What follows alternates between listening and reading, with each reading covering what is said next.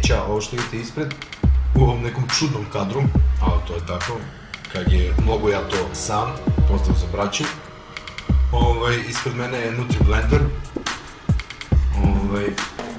firme Home Electronics. I ono što ćemo sad brzino da napravimo je taj čuveni smoothie, jutarnji lagani doručak, kombinacija povrća, voća, doduše ovde je sad više voća, pomoranđa, banana, jabuka i na kraju šargarepa.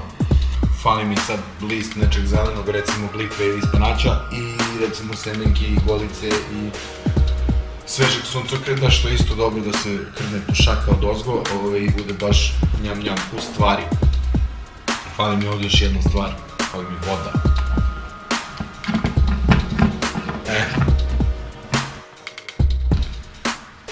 Nož od ozgo. Ja sad izvinjam.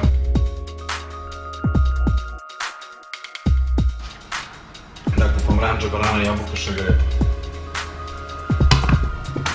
Nož se zatvori dozgo,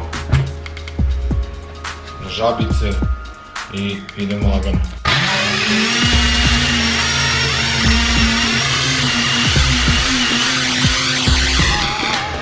Kažu, kad ima nešto tvrdo, ne treba duže od 10 sekundi. Recimo, ja sam samo malo iskolirao sad zbog šargarepe. A konkretno ne bi trebalo recimo duže od minutu da radi bez prestanka. I evo, sad ćemo još malo i to je to.